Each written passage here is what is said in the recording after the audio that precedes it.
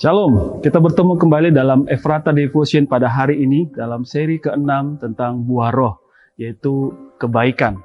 Saya kembali membacakan ayat Galatia 5 ayat 22-23. Tetapi buah roh ialah kasih, sukacita, damai sejahtera, kesabaran, kemurahan, kebaikan, kesetiaan, kelemah lembutan, penguasaan diri. Tidak ada hukum yang menentang hal-hal itu. Bapak Ibu Saudara yang terkasih, kebaikan itu buah roh. Ya, bukan kita gunakan untuk memperoleh keselamatan. Karena ada orang berpikir berbuat baik untuk mendapatkan keselamatan. Tidak mungkin perbuatan baik kita bisa gunakan untuk menutupi segala dosa dan kesalahan-kesalahan kita. Tapi justru karena kita sudah ditebus oleh Injil Yesus Kristus, karena kita sudah diselamatkan, karena kebaikan Tuhan, maka kita berbuat baik. Jelas, makanya disebutkan bahwa kebaikan itu adalah buah roh. Amin. Saya mengajak kita melihat bagian lain ayat yang mendukung hal ini. Di dalam Efesus pasal yang kedua, ayat 8-10. Sebab karena kasih karunia kamu diselamatkan oleh iman, itu bukan hasil usahamu, tetapi pemberian Allah. Itu bukan hasil pekerjaanmu. Jangan ada orang yang membegahkan diri. Karena kita ini buatan Allah, diciptakan dalam Kristus Yesus untuk melakukan pekerjaan baik yang dipersiapkan Allah sebelumnya. Ia mau supaya kita hidup di dalamnya. Jadi karena kita sudah diselamatkan oleh iman kepada Yesus, maka kita melakukan pekerjaan baik. Jadi jelas ini adalah buah roh, buah keselamatan. Amin. Mari kita terus berbuat baik kepada banyak orang. Karena apa? Karena setiap orang butuh kebaikan demi kebaikan kita. Pernah ada seorang ditemukan tewas bunuh diri, Bapak Ibu Saudara. Dan ternyata ditemukan secari kertas di lemarinya. Ada tulisan pesan sebelum dia mati. Tulisan itu isinya begini. Saya akan berjalan menuju jembatan. Jikalau ada satu orang saja tersenyum kepada saya tidak jadi bunuh diri.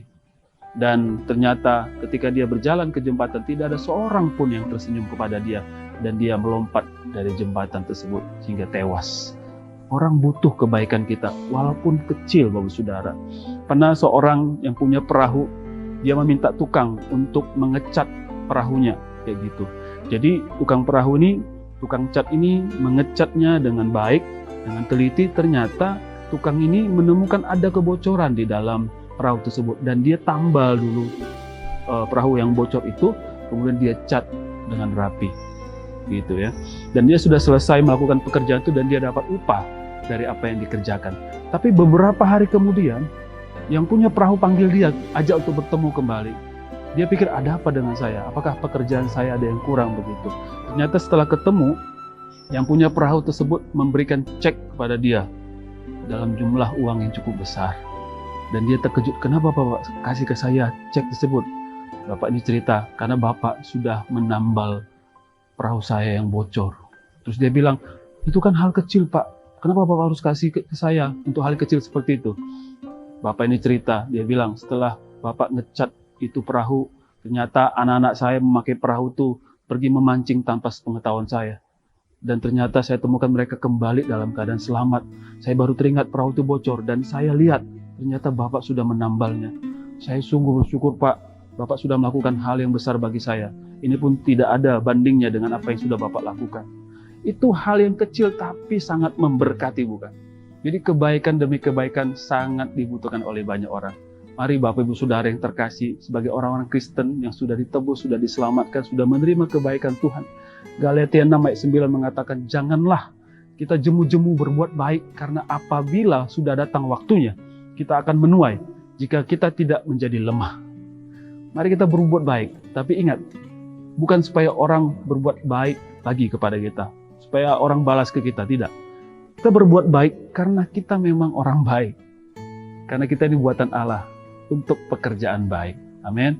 Bahkan kalau ada orang berbuat jahat kepada kita, Paulus katakan dalam Roma pasal 12 ayat 17-20 dan 21 dibilang begini, jangan balas kejahatan dengan kejahatan.